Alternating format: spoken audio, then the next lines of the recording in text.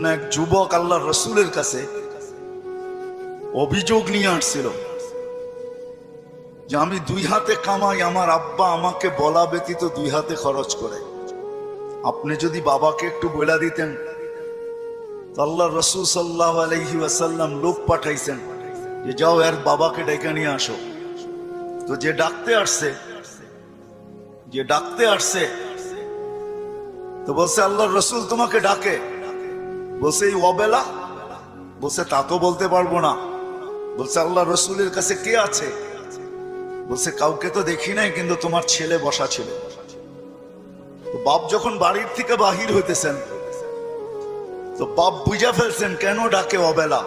ছেলে যখন বসা তো মনে মনে কবিতা আবৃত্তি করতেছিলেন, মনে মনে। না জিহ্বা হেলতে ছিল না ঠোঁট নড়তে ছিল। তো জিবরিল আলাইহিস সালাম আয়েশা বইলা দিয়া গেছে যে আসতেছে, কিন্তু মনে মনে কবিতা পড়তে পড়তে আল্লাহ বলছে সালাম দিবে, জবাব দিয়া কবিতা গুলা শুনা নিতে। তো বাবা যখন সালাম দিয়া ঢুকছেন তো আল্লাহ রসুল বলছে কবিতা শোনাও। তো সাহাবী রসুল বলতেছিল মান আখবারাক, আপনাকে কে খবর দিল? আমি তো জিহ্বাও হেলাই নাই, ঠোঁটও নাড়াই নাই, মনে মনে পড়তেছিলাম।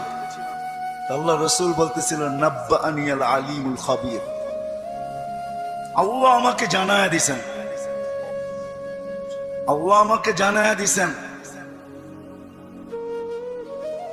তো যখন কবিতা পড়তেছিল আল্লাহর রসুল তো আব্বাকে দেখেন নাই।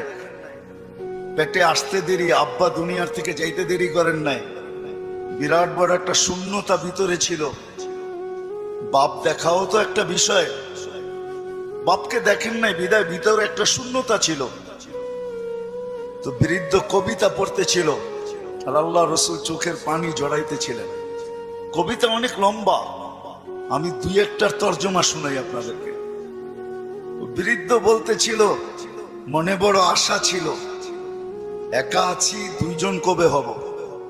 হয়ে গেলাম দুইজন। তো দুজনেরই আশা জাগলো যে আমাদের কুল ভরবে কবে। আল্লাহ কোলো ভরা দিল যেদিন তুমি আসলে।